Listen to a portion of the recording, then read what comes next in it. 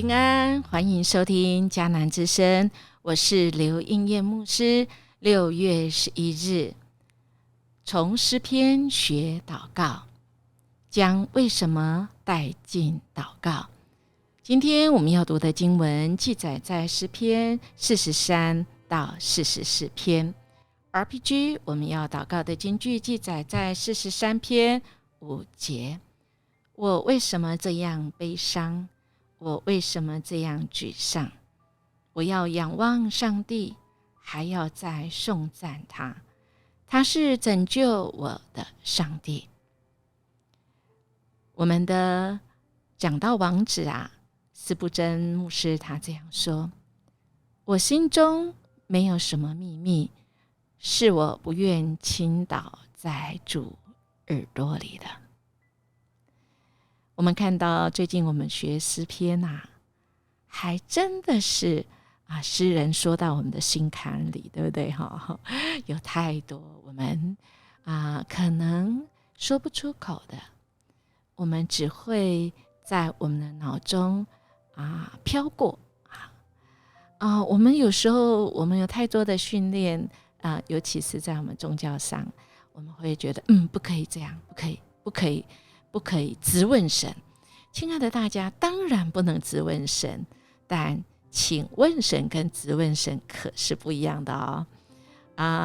我想我们来看看这42跟43篇其实是应该是一起的，但是因为我们昨天已经先读了42篇，没有关系，我们可以重新再把它拿回来读一下。42篇跟43篇其实是算是一首，而43篇算是这整首歌的副歌我们如果这个唱歌就知道，我们每次唱到副歌就会很振奋人心，或者是唱到副歌的时候，总是让我们那个流不出来的眼泪就自然流出来了。就是副歌总是会让我们引发我们内心，甚至有时候是empower我们就是我们需要神的话语我们需要神的话语，就是在那个我们很多时候不吐不快但是我们最后总是不能停留在，真的不能停留在那个低谷里面而我们却是需要有一个副歌那这副歌常常是让我们在那个很忧闷不安或者是有时候我们觉得这种想法或这种情况实在是有够无聊跟可笑的啦，但总是在副歌的时候我们再次仰望神，对不对？就是诗篇就是这个美妙的地方所以有人说诗篇就是我们人心灵的窗户透过这个窗户我们看到人怎么了，也透过这个窗户我们从里面看出去上帝所创造的这一切是神的心意，更甚至于透过这个窗户我们可以更认识这位上帝。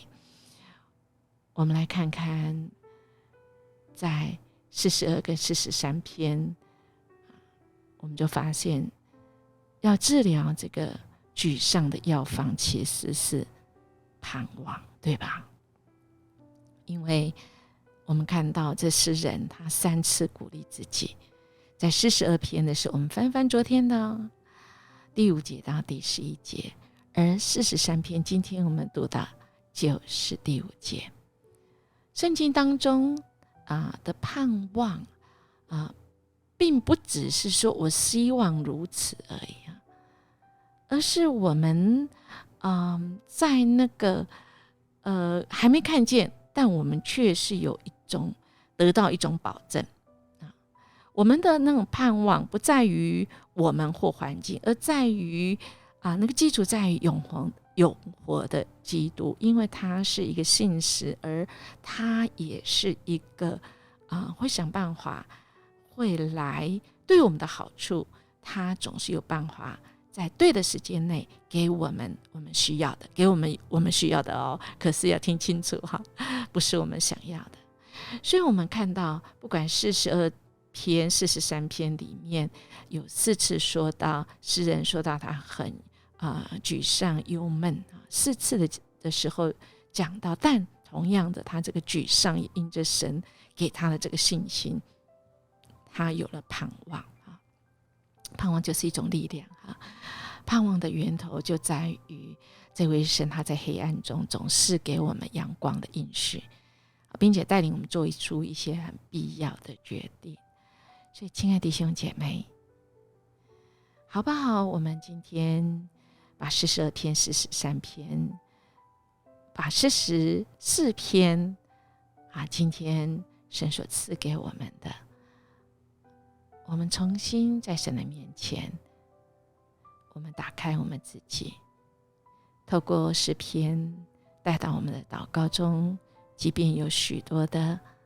为什么，我们有没有数一数这里面出现几个为什么呢？诗人都可以向这位神来提问可千万记住不是自问那么我们可以透过诗篇，在神的光照下，我们可以真实打开自己，我们可以遇见自己，使我们的心被圣灵的风吹起，而使我们的生命可以得着真理。这位神是我们的王，他到如今都要带领我们胜过许多那个不容易的时刻，好不好？亲爱的弟兄姐妹，我们在诗篇当中将我们的处境带到诗篇里，神要透过诗篇带领我们跟他会遇，透过诗篇每一句话，我们更认识神，我们也更认识我们自己。像一首歌，今天连接的这首歌一样，我不知道我们是不是曾经是这样，许多的为什么不明白，就像这首歌说，如果我的存在只像划过夜空的流星，为什么我总梦想永恒？如果我的生命只是一个意外的巧合，为什么我渴望被爱？谁能听见？谁能听见我内心深处的呐喊？谁能告诉我在哪里去找寻真爱？我们的主要告诉我们，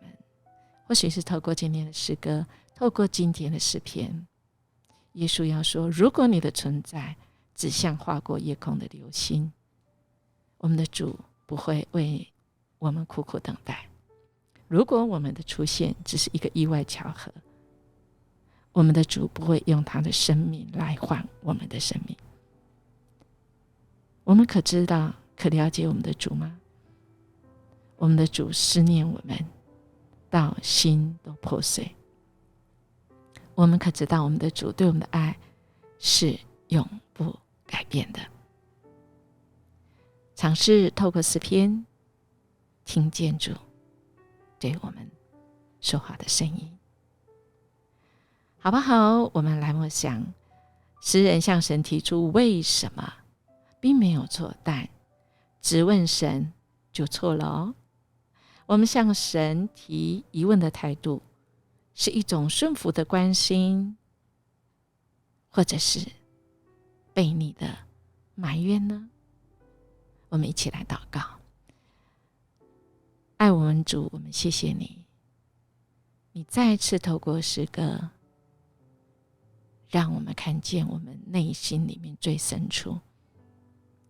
我们有许多为什么，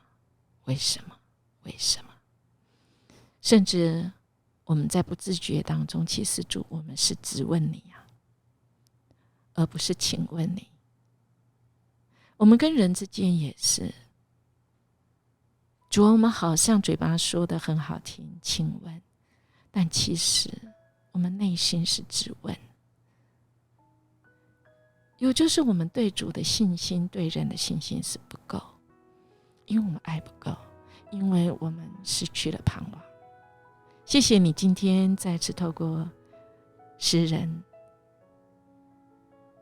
谢谢你疏解我们的情绪，然后